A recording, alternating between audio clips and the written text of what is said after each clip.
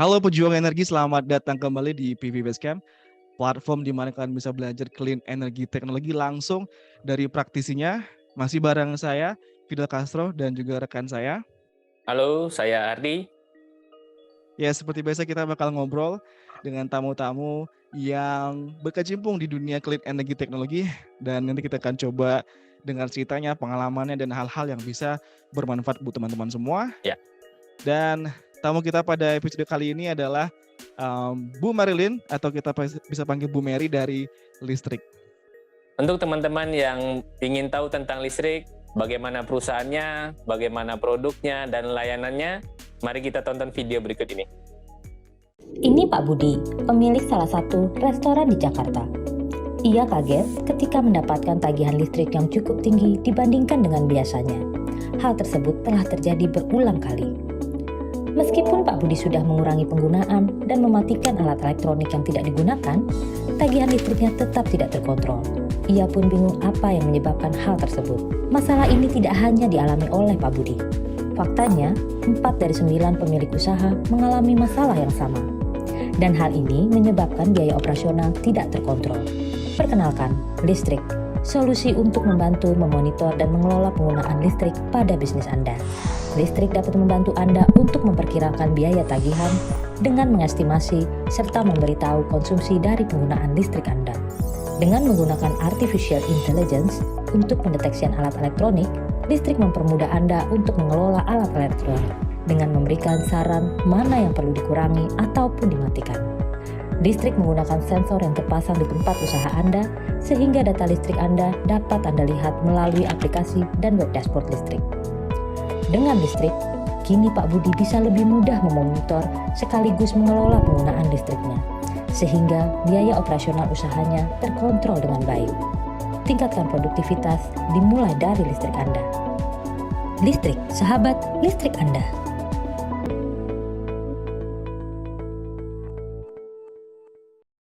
Halo Bu Mary. Halo, Bu Mary. Salam kenal semuanya. Salam kenal. Ya. Dan ya teman-teman, ini adalah season kedua dari PV Basecamp Podcast, yang dimana di season pertama kita lebih banyak ngobrol dengan perusahaan-perusahaan yang di bidang energi solar, terutama hampir semua tamu-tamunya di bidang energi solar. Dan di season kedua ini kita mau coba lebih memperlebar lagi topik dan juga tamu yang kita undang.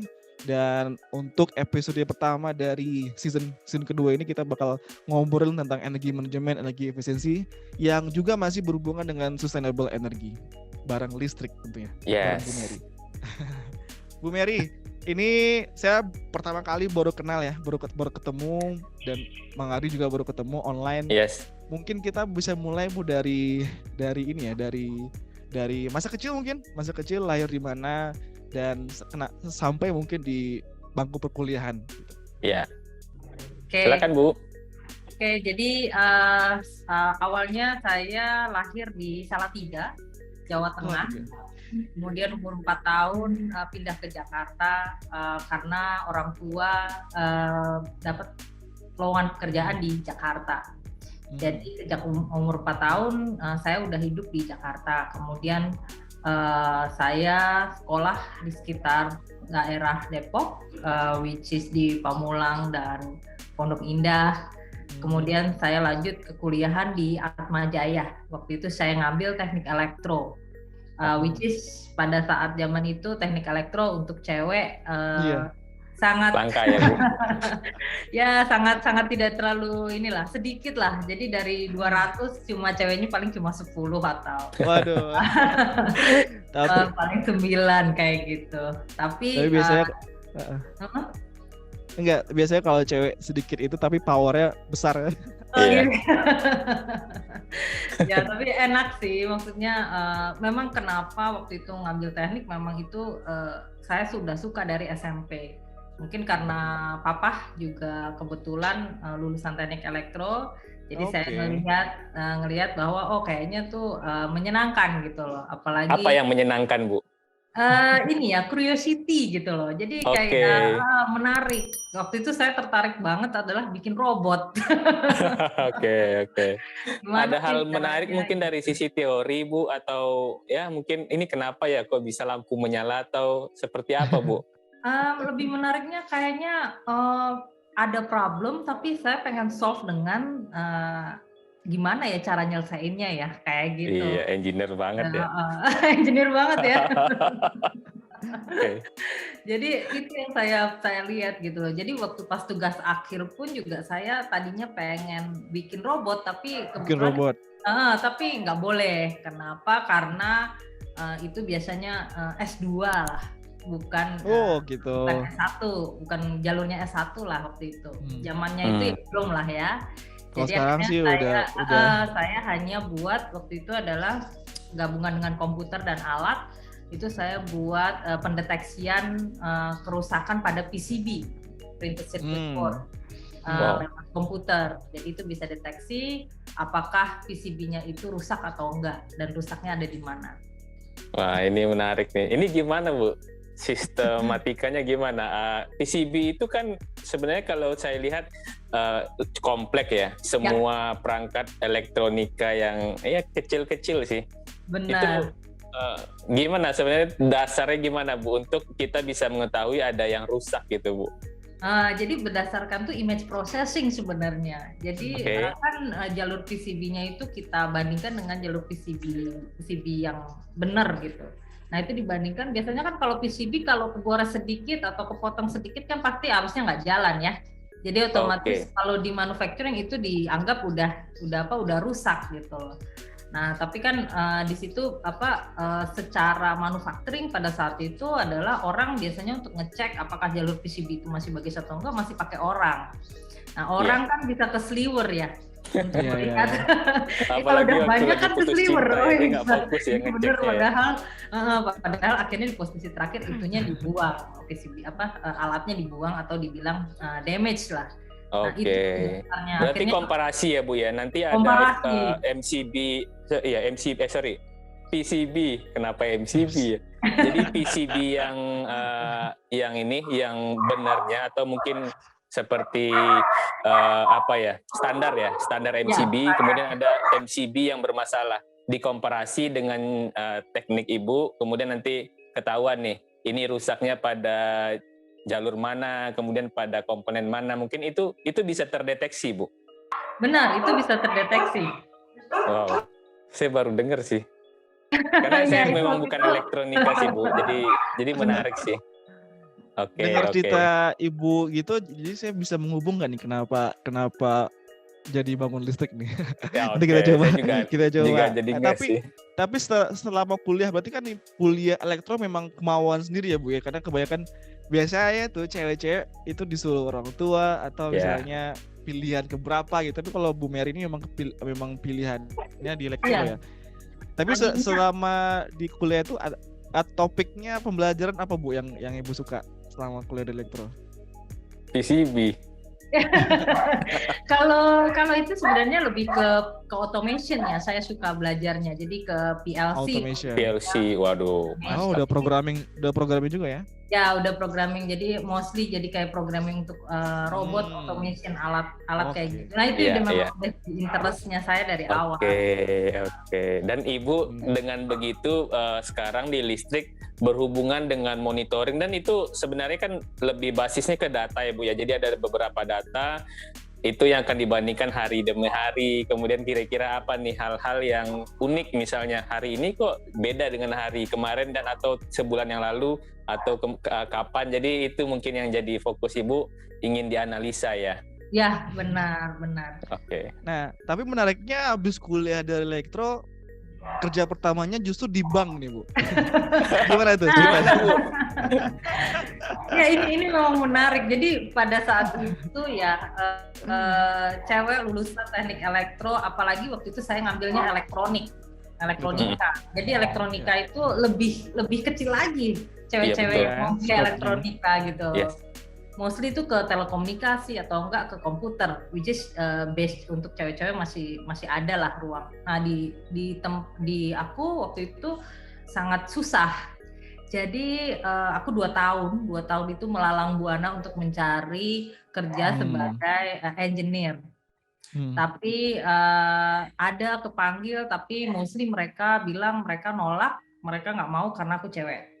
Waduh. Nah, ada basis yang kayak begitu gitu. Jadi kalau dulu kayaknya masih kental ya kayak gitu ya Bu ya. Masih kental. Kalau sekarang kan udah mulai ini ya. Nah, kemudian akhirnya waktu itu mama saya bilang, kamu kalau misalnya mau tetap istilahnya keras kepala mau jadi engineer, kayaknya kamu nggak bakal hidup-hidup kayak gitu. Lebih cocoknya kekeh sih Bu. Jadi ya udah akhirnya saya nyoba ke industri lain. Nah, waktu itu kebetulan saya keterima di banking, di banking industri. Di situ saya mulai dari awal tuh MDP ya, Management Development Program, which is memang kalau Management Development Program itu mereka ambil semua jurusan gitu. Oke. Ya. Lumayan lama ya Bu ya di sana ya? 7 tahunan ya di sana ya? Ya, itu hampir 7 tahunan. Karena waktu itu saya tadinya saya udah mau keluar waktu udah mau kurang lebih 4 tahun lah, tapi kemudian saya dinaikin posisi saya naik, jadi saya pikir ya udah saya posisi naik, saya coba dulu untuk lihat sebagaimana perkembangan karir saya di banking. Nah, kemudian waktu itu saya resign, habis itu udah oke lah, udah cukup lah resign, coba yang lain. Akhirnya saya mencoba untuk ngambil S2 di Australia. Balik lagi ke engineering ya? Balik lagi ke engineering, tapi saya nggak mau istilahnya menghilangkan pengalaman saya di banking. Yeah. Apa itu Bu?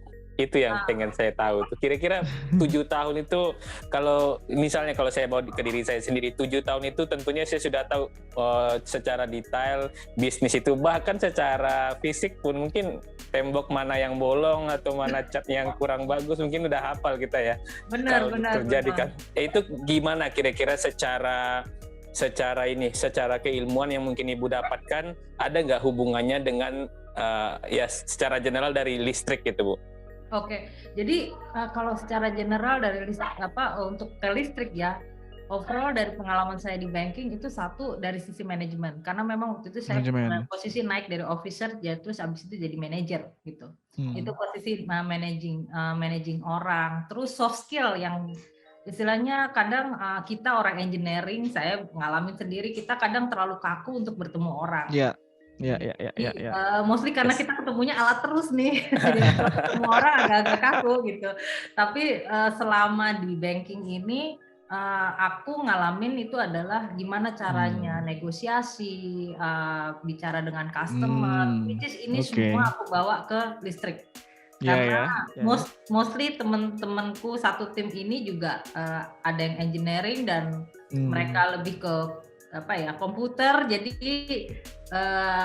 agak beda. Aku tahu kondisinya mereka pada saat itulah, sama dengan aku waktu pada saat lulus. Istilahnya lebih baik gua ketemu mesin dibandingkan gua ketemu orang. Mereka nggak bales. Kalau ketemu orang kan kita harus bales. Mereka apalagi kalau ada yang komplain, ada yang komplain segala macam, itu bisa kebawa sampai rumah gitu ya. Iya benar. Menarik. Dan analisa apa yang aku kerjain di banking itu juga finance-nya itu juga aku bawa ke listrik. Jadi aku bisa analisa apa yang kita perluin, apakah manage uangnya bagaimana. Nah, itu yang aku bawa ke listrik juga. Oke, berarti secara teknis bisnis Ibu ambil ini ya, mungkin akarnya diambil dari situ, kemudian dipindahin ke listrik yang mana nggak terlalu ngurus manusia ya, yang diurus elektron ya Bu ya. Benar. Nah, jadi itu juga kenapa saya waktu itu saya milih S2 di Australia, itu saya ngambilnya engineering management sama MBA. Jadi MBA. Itu double degree gitu atau? Double degree benar ya. Itu saya gabungin antara saya pengen balik lagi ke engineering, tapi saya tetap bisnisnya tetap. Ya, tapi saya juga mau tetap nice. Pengalaman saya tetap ada. Nice. Gimana Bu, di Sydney gimana? Ini jadi inspirasi sih untuk mungkin teman-teman yang ada di luar ya. Nah kayak gini nih yang ditiru nih. Jadi kalau seandainya ingin tahu teknis juga jangan sampai buta dengan finansialnya. Iya. Karena Bu Mary ini walaupun dia kerja di bank tapi hatinya masih engineering banget. Asik. Masih. Iya, betul. Makanya dia ngambil S2 ya di Sydney. Gimana Bu kalau di Sydney gimana? Kehidupan di Sydney gimana? Kalau kehidupan di Sydney beda ya sama di Indonesia. Mereka lebih teratur. Kalau kondisi, kalau kita mereka juga jam 4 sore kan juga udah sepi. Udah sepi ya? Ya udah sepi. Jadi lebih sepi, lebih ini sih, lebih tenang sih. Kalau untuk berpikir lebih enak. Kalau di Indonesia mungkin karena kita satu ada macet, stres di jalan, belum nyampe rumah udah malam, terus berangkat pagi lagi. Soalnya saya waktu kerja tuh berangkat dari rumah jam 5 pagi, pulang sampai rumah jam 11 malam. Ya ampun. Oke. Iya sih Bu, kadang-kadang lembur ya Bu ya. Benar, itu beda. Belum berangkat kerja udah stres duluan ya dengan macet, dengan yang lain-lain. Benar. Nah itu beda sekali dengan di Sydney sih. Saya berangkat kerja itu jam 8 ya, jam 8, jam 7, saya sampai rumah tuh jam 5, jam 6. Oke. Jadi masih ini ya, secara psikologis kita sehat pergi, sehat pulang ya Bu. Benar ya, beda sekali lah. Jadi curcol ya. Tapi abis itu sempat kerja di sini juga ya Bu ya? Ya, sempat kerja. Jadi selesai kuliah 2 tahun saya dapat perpanjangan visa, jadi saya kerja di beberapa industri. Total berapa tahun ya di sini kerja? Kurang lebih total 5 tahun. Jadi sebenarnya sejak kuliah pun saya udah kerja. Jadi saya kuliah sambil kerja.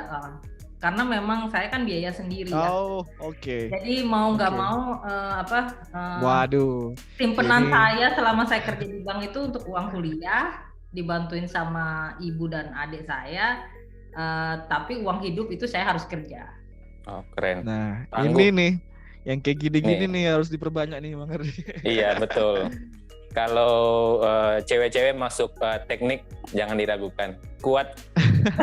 Pokoknya untuk menjalani kehidupan itu sudah tegar duluan ya Bu ya. Iya benar. Semangatnya tinggi. Udah 5 tahun kerja di Australia dan juga mungkin udah ngerasa nyaman di sana. Nah, kenapa Bu kembali lagi ke Indonesia gitu? Ada panggilan apa tiba-tiba kembali ke Indonesia? Satu orang tua, karena waktu itu kebetulan papa sakit, jadi harus balik, dan kebetulan juga visanya juga habis. Oh gitu. Jadi memang harus balik, tapi mostly sih karena orang tua sih. Jadi sebenarnya saya bisa lanjutin lagi, tapi orang tua pengen saya balik dulu karena papa udah lagi sakit gitu. Ya mau nggak mau balik. Nah kemudian selama di sini ya saya coba cari kerja juga, tapi ya mungkin saya overqualified juga, mungkin juga sudah lama di Australia ya. Jadi saya harus adaptasi lagi dengan kondisi di Indonesia. Nah, iya ya, pasti 5 tahun ninggalin Indonesia pasti walaupun udah kerja di Indonesia sebelumnya tapi tetap aja ya Bu ya, tetap harus menyesuaikan kembali dengan situasi Indonesia ya. Iya benar, karena beda culture lagi kan. Culture lagi kan? Iya. Saya udah adaptasi culture di sana, kemudian saya balik, saya harus adaptasi lagi culture di Indonesia. Iya sih. Different. Nah, meskipun apa udah tinggal dari sini sudah lama ya Bu ya, tetap adaptasinya ada lagi. Tetap harus adaptasi karena kan kita nggak tahu ya, 5 tahun itu kan banyak yang terjadi, nggak cuma setahun doang gitu, tapi 5 tahun banyak yang terjadi.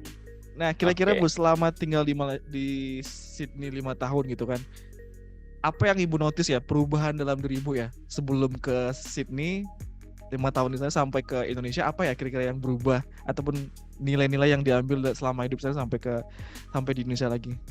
Jadi yang saya ambil itu adalah selama hidup di Sydney ya, saya sadar bahwa balancing antara kerja dengan family time itu important. Cocok. Karena selama saya kerja di bank waktu itu tuh saya family time, social time tuh very small lah. Jam 11 malam baru balik pulang ya? Iya, kemudian akhirnya di Sydney saya belajar untuk manage waktu dan saya bisa belajar lebih di waktu luang. Saya bisa ngerjain sesuatu mungkin yang saya suka gitu. kayak yang lain-lain atau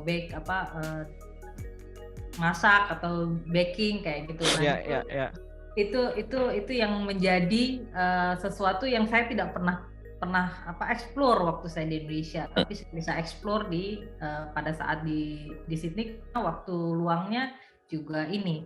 Nah, yang aku lagi juga senang di sana itu adalah tidak banyak gosip. Oh. Jadi orang maksudnya ini tipikal tipikal di Indonesia ya. Urusan lu lah, gua nggak perlu ikut campur. Nah, beda banget kalau di Indonesia ya, kadang gosip itu bisa menjadi sumber masalah. Nah, kalau di sana nggak, yang nggak ada urusan pun dibikin ada urusan. Benar. Nah, itu sih yang jadi membedakan. Nah, di situ juga di Australia juga saya juga banyak suatu acara-acara yang bikin saya untuk coba gitu loh. Jadi sebenarnya saya ke dunia startup ini sebenarnya awalnya dari Australia. Kenapa? Waktu itu ada acara pertandingan istilahnya untuk membuat suatu ide, dan ide itu akan dibiayai lah. Nah, saya waktu itu adalah saya nggak punya ide tapi saya mau ikut, gimana caranya? Wow. Nah kebetulan waktu itu teman saya dia punya ide, dia bilang ya udah kalau gitu gua butuh tim katanya gitu. Oh ya udah kalau gitu aku ikut aja deh, masuk timnya kamu aja deh. Aku pengen tahu acaranya seperti apa. Nah disitulah saya mulai, disitulah dunia startup mulai dan saya tertarik. Oke. Wah, jadi kepake ya pengalaman kerja sebagai manajer itu ketika ngebuat tim itu jadi kepake ya Bu ya, tinggal cari orang-orang yang mungkin jago di bidang desain segala macam, ya Bu tinggal menggabungkan mereka ya, kurang lebih seperti itu ya. Benar. Oke, itu ide apa yang muncul setelah Ibu gabung, Bu? Kan belum ada ide nih. Nah, jadi waktu itu teman-teman saya yang di Australia itu dia punya ide itu sebenarnya education platform. Sorry Bu? Education platform. Oh, education platform, oke. Ya, jadi waktu itu kita nggak nyangka kita sampai semifinal sebenarnya. Kita udah berharap, kita paling ini. Tapi lawannya siapa ya Bu? Kompetitornya itu apakah orang Indo atau campur Bu dari Australia? Mostly orang Australia. Jadi karena memang itu kondisinya memang kan di Australia. Jadi memang acaranya untuk orang-orang Australia yang memang punya ide. Gitu. Jadi mentor-mentor juga semua dari Australia. Dan saat itu aja kita yang saya nggak ngerti tuh gimana caranya ide ini bisa jalan, atau ide ini kita bisa profit, atau maksudnya ngambil untuk kita bisa biayain operasional atau bagaimana. Nah itu saya belajar dari situ sebenarnya. Di situ dari mentor di situ mereka bilang, oh ya kamu nih bisa nih, kamu ngambil $1 untuk satu orang aja kamu udah kaya. Dia bilang, gimana orang satu universitas saja isinya bisa ribuan orang gitu. Gimana kalau kamu aplikasi ini kamu terapin ke seluruh universitas, seperti itu sih. Jadi waktu itu sebenarnya kita bikin itu idenya itu adalah education platform itu online platform, which is belajar online. Which is yang dipakai sekarang pas pada saat Oke, sebelum COVID. Iya, karena itu sebelum COVID semua dan sebelum saya balik lah istilahnya gitu, saya balik. Keren. Dan akhirnya balik ke Indonesia. Dan nanti tadi Ibu cerita bahwasannya susah cari kerja ya, karena mungkin orang mikirnya overqualified, udah S2 segala macam dan lama di Australia. Dan ini akhirnya Ibu ikut junior developer di Apple Developer Academy. Itu gimana ceritanya? Nah ya ceritanya jadi awalnya itu adalah saya udah coba cari kerja, kemudian ada tawaran dari teman saya waktu itu adalah bikin usaha di BSD. Saya bikin usaha situ bareng mereka. Nah dari situ saya dengar tentang Apple Developer Academy, which is mereka akan buka di BSD. Oke. Dan di situ kakaknya teman saya waktu itu bilang, kenapa kamu nggak coba gitu, coba aja. Oh ya udahlah, iseng-iseng coba aja lah gitu. Iya. Pada cohort pertama saya nggak diterima, malah saya masuk waiting list. gitu. Oke. Akhirnya saya nyoba lagi di cohort kedua. Nah di cohort kedua ini adik saya tadinya ngapain coba lagi, tapi saya diem lah di belakang. Nah saya mau orangnya nekat ya. Saya orangnya nekat, jadi Ketahuan saya deh. diem di belakang. Saya coba lagi, ternyata masuk gitu. Dan akhirnya saya masuk. Di situ saya mulai belajar coding lagi. Ya. Yang udah lama ya nggak megang ya. Megang terakhir kan waktu pas tugas akhir. Kuliah ya di kuliah. Dan nggak megang lagi, dan ini bahasanya beda lagi gitu loh. Iya. Jadi bahasanya apa Bu? Swift. Sekarang Bahasanya Swift. Karena kan iOS ya. iOS. Jadi iOS, jadi bahasanya Swift. Nah itu saya harus benar-benar nggak tahu, nggak ngerti ini Swift ini kayak apa. Saya challenge diri saya sendiri waktu itu adalah saya coba untuk bikin aplikasi. Nyoba. Walaupun saya nggak tahu apa-apa tentang ya language komputer yang baru inilah istilahnya. Iya. Apa tuh yang Bu buat? Aplikasi apa yang Bu buat? Saya pertama kita buat waktu itu ada beberapa project. Yang pertama itu buat untuk perkembangan bayi. Oke. Bayi. Iya, jadi waktu itu tim kita tuh ada satu orang yang orang tua muda lah. Jadi dia pengen tahu perkembangan bayi itu gimana, dan di Indonesia kan di puskesmas ada kartu perkembangan bayi, tapi kan aplikasinya kan nggak ada yang untuk memudahkan orang tua untuk mencari informasi tentang perkembangan bayi. Oke. Di situ kita buat itu. Kemudian waktu itu saya sempat buat sama teman-teman yang cewek-cewek ini, saya buat kayak machine learning, permainan si games sih sebenarnya. Jadi pakai machine learning dan juga pakai hampir pakai saya juga buat aplikasi yang agak deket-deket dengan VR, tapi karena nggak ada VR namanya AR. Augmented reality, pakai augmented reality, tapi cuma simple sih, box kejutan lah istilahnya kalau misalnya di aplikasi. Nah, yang terakhir adalah project terakhir itu adalah listrik. Bareng teman-teman waktu itu adalah final projectnya kita.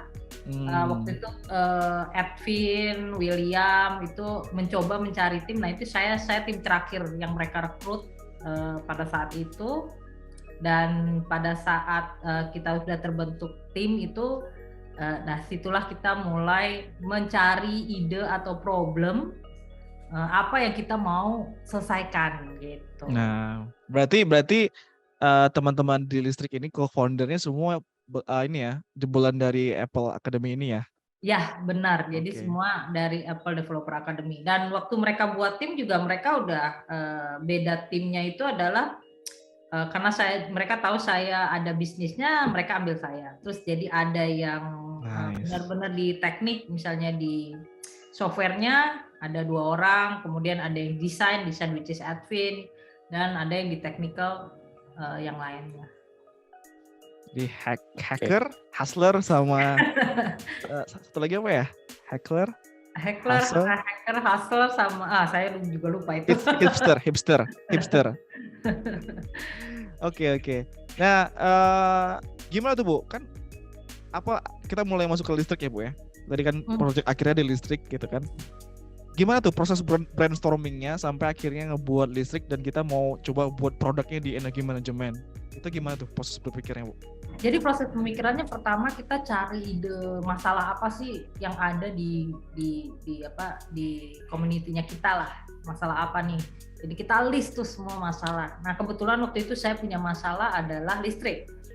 Which is listrik di rumah ini, mama ini biasanya bayarnya sebulan tuh 500. Tiba-tiba ditagih sama PLN jadi 2 juta. Nah dari mana caranya 2 juta? Terus dari 500 ke 2 juta orang pemakaian sama aja. Nah waktu itu mama saya agak bingung gitu loh. Kenapa? 500 ke 2 juta sih gede sih. Tapi itu KWH meternya pasca bayar atau token ya Bu ya? Pasca bayar. Oke. Jadi mereka kan biasanya kan PLN datang ke rumah-rumah ya untuk Ada potensi ya. human error sih sebenarnya. Ya benar. Nah kemudian ternyata pas diusut ternyata PLN tidak datang ke rumah aku, nggak datang. Ini kejadiannya ketika COVID bukan ya? Enggak, malah belum COVID. Oke. Soalnya waktu COVID kan udah ada berita kan ya. ada sempat gitu kan. Ya. Ini sebelum COVID Bang Ardi, buat listrik sebelum COVID. Jadi karena di rumah saya kan banyak anjing. Saya memang pelihara piaraan. Nah, jadi mereka tuh nggak berani karena kan PLN meternya itu kan agak masuk ke rumah ya, otomatis. Saya juga nggak berani sih Bu kalau jadi mereka. Jadi akhirnya mereka cuma rata-rata aja gitu loh. Ya udah pemakaiannya segini. Nah, 500 ke 2 juta ini berlanjut ke bulan berikutnya atau di bulan tertentu itu aja? Di bulan berikutnya juga sama. Wow. Jadi waktu itu mama itu kena tuh di bulan November sama Desember, terus Januari. Nah, habis Januari itu turun lagi nih 500. Kan aneh nih. Aneh. Padahal padahal kita nggak ada acara, maksudnya nggak ngundang tamu, maksudnya kalau ya acaranya ada acara gede-gedean ya pasti listriknya banyak lah ya, tapi kebetulan enggak. Jadi akhirnya pas usut cuma itu di rata-rata karena PLN nggak bisa datang ke rumah gitu. Nah dari situ ternyata saya cari tahu nih ke yang lain punya masalah yang sama nggak? Oh iya ternyata mereka punya masalah. Kadang-kadang suka begitu tuh tiba-tiba sebulan tiba-tiba naik segitu, terus besokannya udah normal lagi kayak gitu. Jadi ada kejadian seperti itu. Akhirnya kita research. Akhirnya kita nentuin cobalah kita selesain masalah ini. Akhirnya kita research. Ternyata banyak yang punya masalah seperti itu. Banyak punya masalah seperti itu. Nah kemudian akhirnya kita cari tahu. Sorry Bu, gimana cara? Saya pengen tahu juga gimana cara Ibu research-nya. Mungkin ambil sampel berapa kah atau seperti apa? Jadi waktu itu kita ambil sampel hampir 100 orang ya. Kita ambil sampel 100 orang ya. Hampir 100 orang, terus kita cek ada yang apakah mereka bisa diwawancara. Kita sebar kuesioner awalnya, terus ada juga yang mereka pada saat sebar kuesioner itu kita juga nanya apakah mereka bisa dihubungin atau enggak. Jadi istilahnya kita pengen nanya secara personal lah, lebih deep. Lebih enak ya, lebih deep. Nah itu juga kita wawancara beberapa. Tapi karena waktunya kita waktu itu projectnya developer ya, program di situ itu kita harus ngebuat itu dalam waktu 3 bulan. Nah, dalam waktu 3 bulan. Dalam waktu 3 bulan itu kita harus nyelesain project itu. Jadi akhirnya kita lihat nih, ternyata memang banyak masalah. Akhirnya kita buatlah listrik ini. Tapi yang kita sadar adalah kita tidak bisa ngambil data dari PLN meter. Iya, nggak bisa. Harus ada alat tambahan gitu. Harus ada alat tambahan nih. Gimana nih caranya? Nah itu kita research gimana. Muncullah ini lagi ya. Ide jati diri sebagai elektronika. Nah kebetulan yang jebolan elektronika tuh ada 2 orang, saya sama William. William juga elektronika. CPO saya. Nah itulah akhirnya kita berdua korek-korek cari tahu bikin alatnya. Akhirnya kita bikin prototype. Waktu itu kita coba prototype, ternyata it works. Dan kita juga lihat apakah itu legal atau ilegal, ya kan kita nggak mau ya. Kan kalau ada batasannya di mana kita bisa ngambil data listrik itu dari PLN. Jadi ternyata it's legal kalau kita ngambil dari MCB, bukan dari KW meternya ya. Ya, nah jadi akhirnya kita buat itu, kita ajukan, kita buat dari aplikasinya sampai alatnya, 2 alat itu. Dalam 3 bulan? Dalam waktu 3 bulan. Jadi kita benar-benar force diri kita semua untuk buat itu jadi. Nah, ternyata kayaknya kerja keras kita juga dapat karena kita masuk spotlight waktu pada saat kita lulus dari Apple Developer Program. Nah, dari spotlight itu kita presentasi di depan waktu itu Menteri Bambang Brojo ya, Menteri dan juga beberapa industri, beberapa visi. Nah, pada saat mereka melihat solusi kita, waktu itu kita belum tertarik untuk bikin startup, kita cuma pengen tahu. Ini masih project ya Bu ya, project dari Apple Academy. It work or not gitu loh. Nah, ternyata banyak yang tertarik, bahkan dari industri pun tertarik, kayak kos-kosan waktu itu. Iya pasti. Ya kos-kosan mereka tertarik untuk kayak gitu. Kemudian ada salah satu visi yang deketin kita, kenapa kalian nggak coba ini jadi startup, katanya gitu. Oke. Itu udah ada listrik belum Bu? Nah, nama listriknya udah ada belum? Nama listriknya udah ada. Dari awal memang namanya listrik ya? Dari awal memang waktu itu di Apple Developer Program itu memang kita harus menentukan namanya juga harus udah ada. Jadi listrik itu awalnya itu dari kata-katanya itu dari list electricity.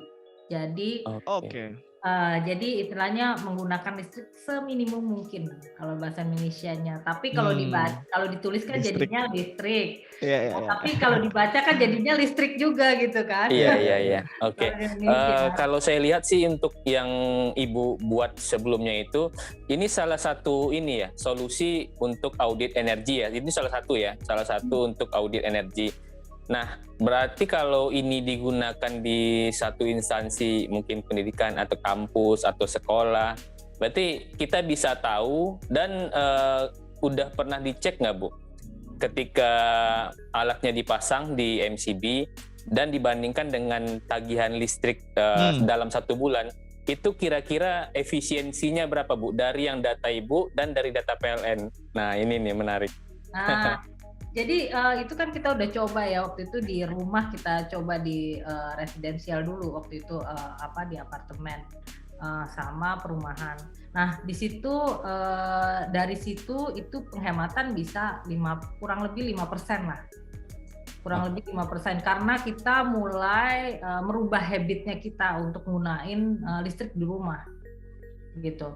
Nah tadi kalau misalnya dipakai di sekolah, nah itu pada saat itu kita masih fokus ke residensial, which is waktu kita masuk inkubator itu kita kita olah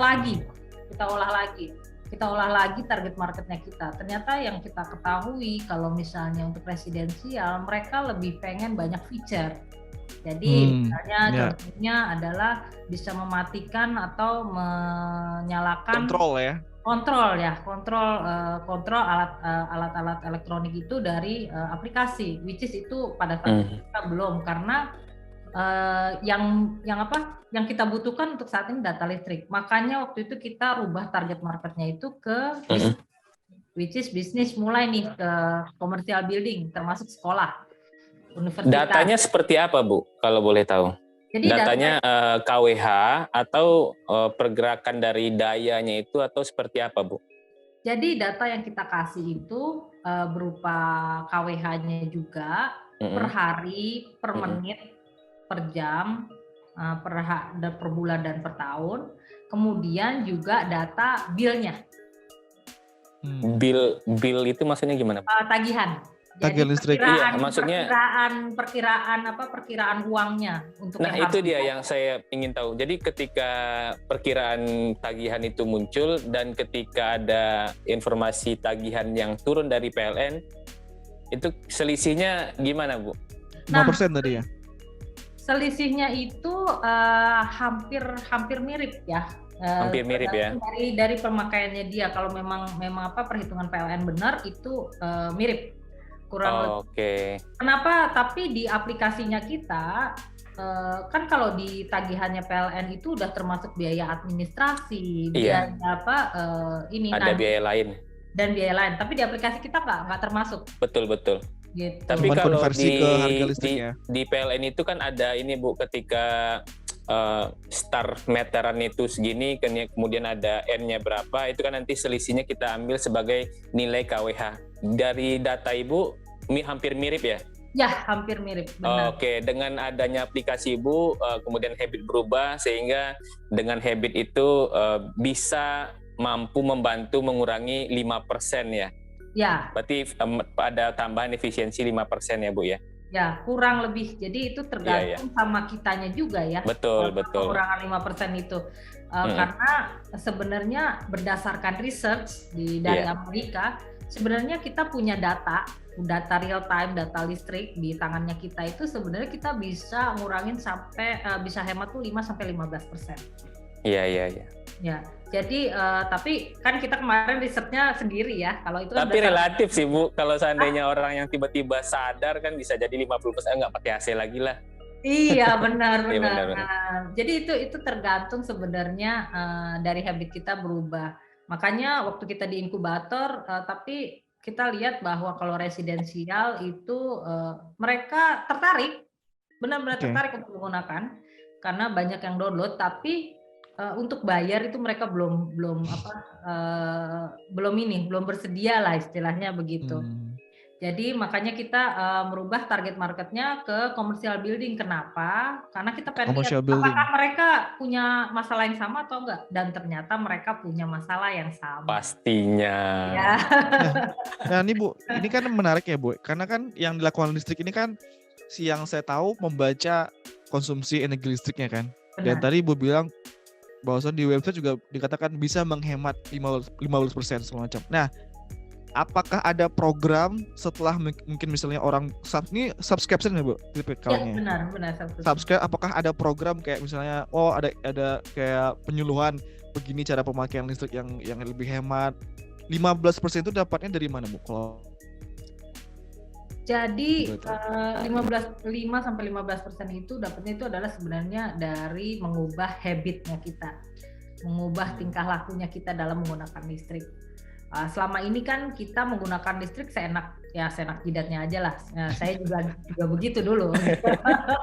Nah, saya nggak perlu ini karena kita kenapa? Karena kita menggunakan listrik semaunya aja karena kita nggak tahu sebenarnya data yang listrik yang kita gunakan tuh sebenarnya sebesar apa sih, dan di rumah-rumah itu kan limitnya beda-beda ya. Perusahaan juga beda-beda. Nah di situ bisa kelihatan dari data yang kita dapat, akhirnya kita bisa menentukan mana yang harus dikurangi. Nah, itulah 5-15% itu kita bisa hemat. Jadi saya ambil contoh nih. Saya ambil contoh adalah penggunaan AC. Penggunaan AC. Nah, biasanya kan kita mostly ya AC dinyalain 24 jam. Sebenarnya kalau misalnya kita bisa atur minimal itu maksimal tuh sebenarnya 8 jam AC itu cukup gitu loh untuk kita gunakan. Di situ aja kita udah hemat berapa banyak. Gitu. Kalau AC sih jadi ini sih Bu, memang jadi poin penting sih. Karena yang namanya mengubah suhu ya Bu ya. Tapi memang jujur sih AC itu jadi salah satu poin penting yang harus kita lihat. Sedikit sharing sih Bu. Dulu zaman kuliah saya juga penelitian saya audit energi Bu. Jadi semua gedung non fakultas, mungkin nanti kita bisa sharing di belakang juga Bu. Itu semua gedung non fakultas itu saya audit energinya, itu lama banget Ibu. Soalnya kan setiap masuk kan assalamualaikumnya lagi, belum liatin suratnya lagi kan, kita nggak bisa sembarangan langsung audit. Ketika nanti dalam waktu 1 tahun dari rekomendasi saya itu bisa menghemat ratusan juta, hampir 1 miliar Bu. Tapi ada uniknya Bu, kalau dari sisi bangunan ruangan itu kan nanti kita bakal lihat lumennya Bu ya.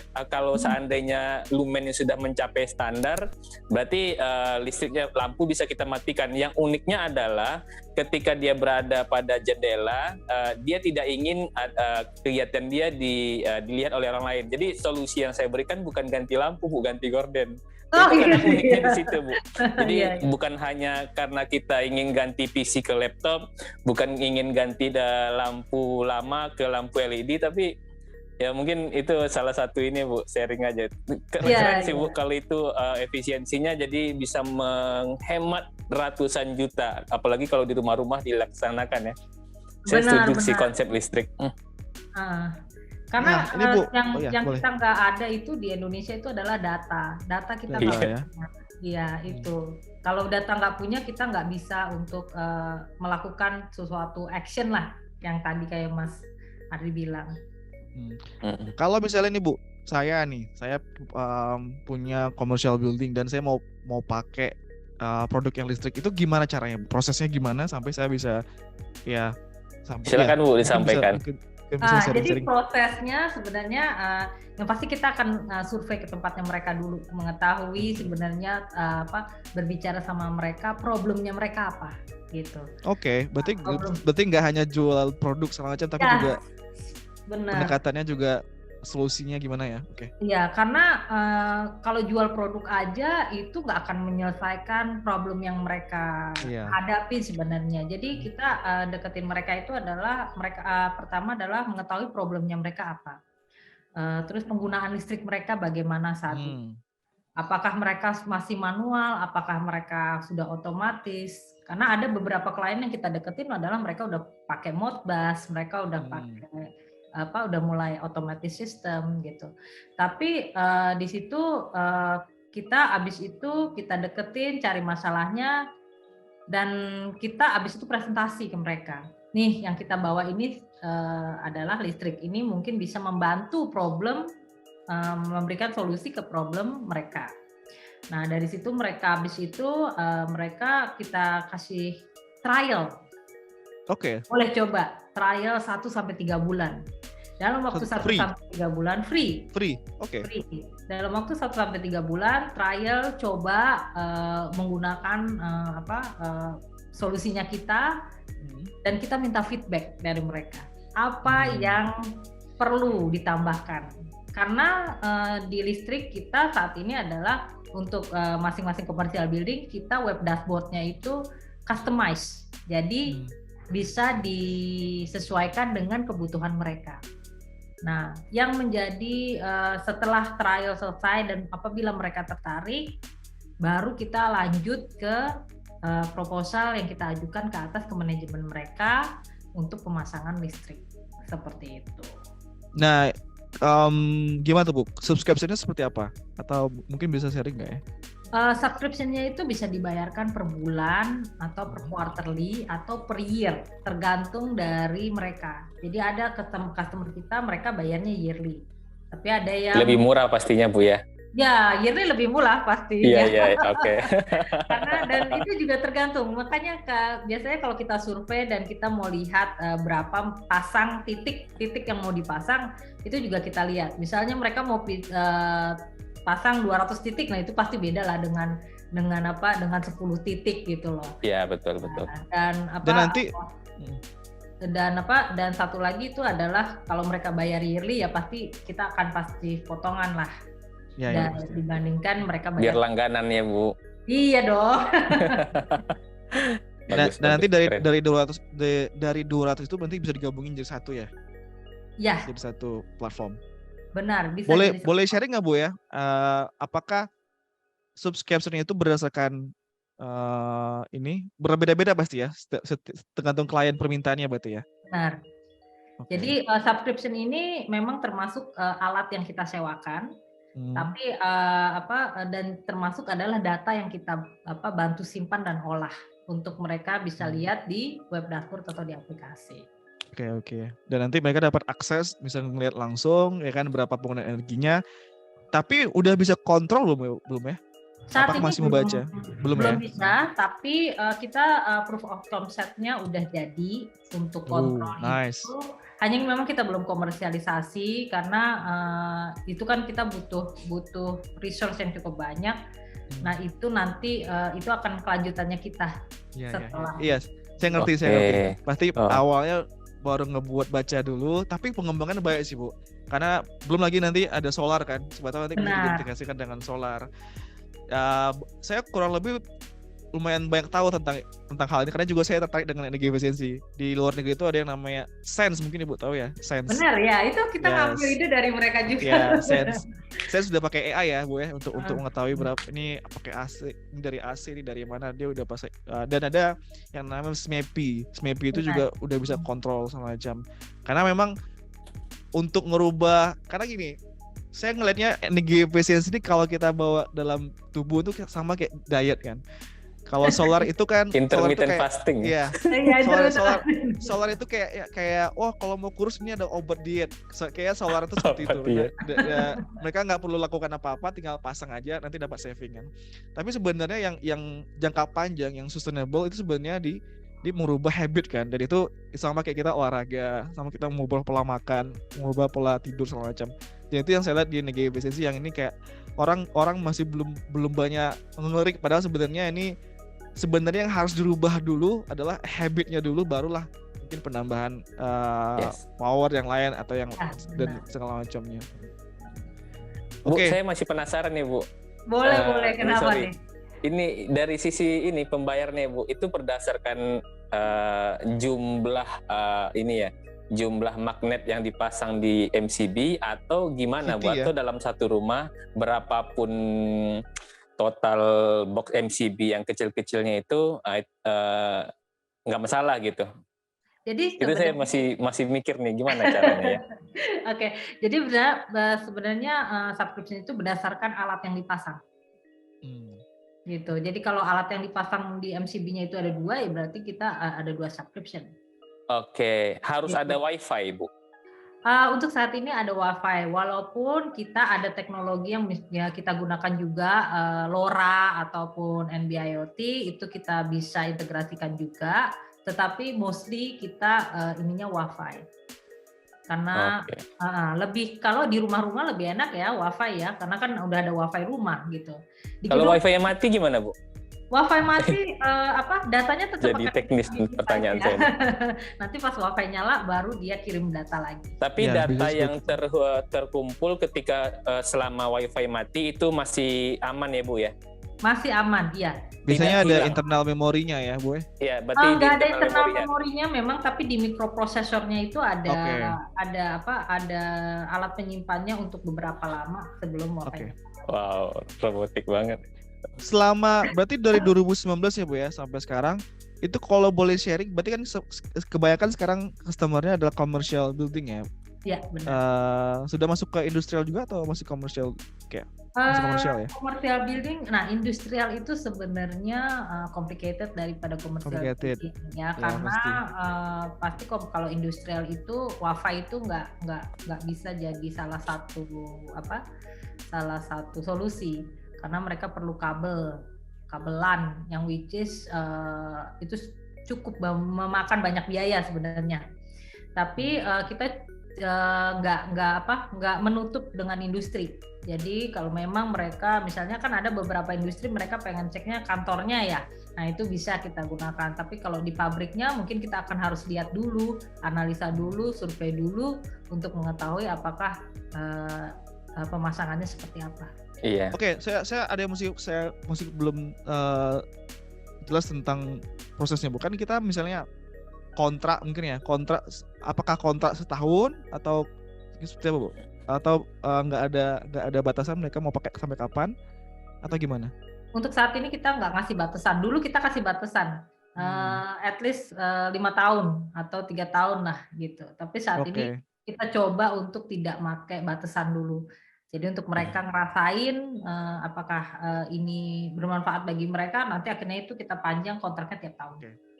Oke. Ini Bu, kalau ya mungkin analoginya seperti ini ya.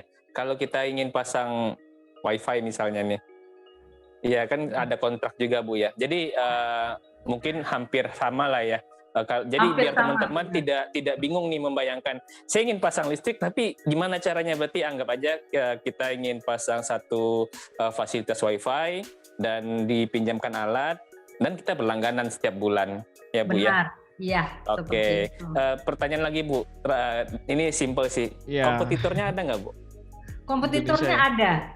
ya? Tapi memang ada yang hampir mirip sama kita, ada juga mereka juga startup, ada juga yang besar juga ada, mereka baru masuk. Jadi adalah beberapa kompetitor, tapi memang belum terlalu banyak. Oke. Gimana tuh Bu? Tapi Gimana cara bagus sih bisnisnya ini. maksud saya dari saya apa yang ngebuat listrik itu punya diferensiasi dibandingkan komputer lainnya? Nah, diferensiasi kita sebenarnya web dashboardnya kita itu bikin customize sesuai dengan permintaan customer, dan web dashboard kita tuh simple dalam arti tidak terlalu crowded dengan data. Jadi kadang yang kita dapat kalau dari yang lain itu adalah datanya tuh crowded di dashboard tuh semuanya kelihatan, orang nggak ada yang ngerti nih sebenarnya untuk apa gitu. Tapi yang kita fokusin di sini adalah di web dashboard kita itu adalah mana informasi yang paling penting yang dibutuhkan customer. Iya. Untuk dilihat. Nggak semua data harus dikasih kan. Waduh, jangan pusing. Ya, pusing kan, benar ya? Nggak ada kesimpulan, karena kan gini ya, konsep saya sih kalau untuk melihat pelanggan adalah orang-orang paling malas sedunia. Jadi gimana pun caranya dia ingin tahu hasil saja gitu. Benar. Jadi itu yang kita bisa kasih konklusinya seperti apa, dan ya mereka ini, oke, thank you listrik. Jadi begitu. Ya, jadi makanya kita based on dari mereka maunya apa, tapi kita buat sesimpel mungkin untuk mereka bisa baca data langsung, dan mereka bisa dari data tersebut mereka bisa melakukan tindakan. Inti itu. Bu Mary, ini kalau kita lanjutin lagi nih bakal panjang nih Bu. Mungkin Bu Mary ada kaitan lainnya. Mungkin ini kita di akhir pembicaraan Bu. Saya ngelihat listrik ini, kalau saya pribadi ya Bu, kenapa saya suka dengan energi efisiensi, dan saya ngelihat listrik ini nanti perkembangan produknya bakal banyak nih Bu. Saya bisa membayangkan nanti satu, listrik bisa kontrol kan, bisa kontrol. Mungkin listrik nanti juga bisa dihubungkan dengan solar. Amin. Dan kalau Ibu Mary tahu, di Amerika itu ada yang namanya perusahaan namanya SPAN. Mungkin belum pernah dengar ya, SPAN. Jadi mereka itu ngebuat electrical MCB main distribution box-nya, tapi menggunakan AI juga yang bisa kontrol juga di sana. Nah, itu mungkin juga bisa di pengembangan listrik ke depannya seperti apa, dan saya ngeliat ini bakal panjang, dan pasti tim sama Bu Mary dan tim juga berusaha untuk membuat produk-produk yang lebih bermanfaat lagi buat customer ya Bu ya.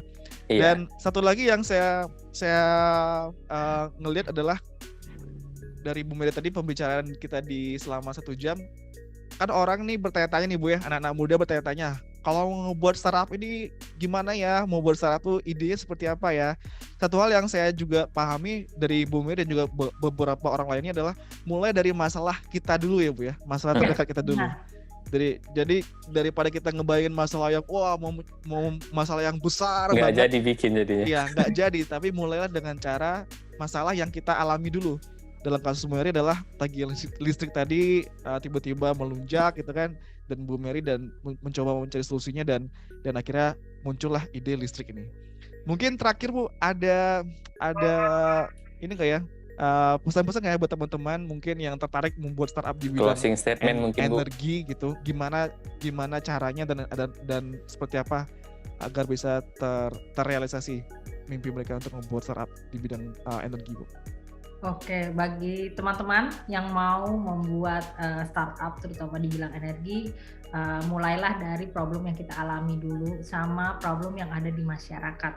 Karena dengan kita erat dengan problem itu, kita merasakan juga itu pada saat kita diterpa di dunia startup, itu akan menjadi basicnya kita untuk maju.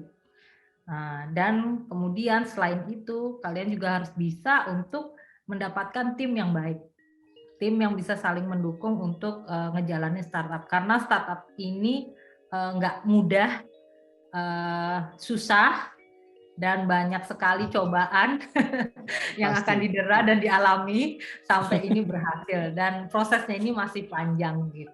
Itu aja sih, jadi harus tetap semangat. Jangan menyerah. Kadang kalau misalnya memang kita harus mundur dulu untuk maju lagi, itu lebih baik dibandingkan langsung hilang gitu.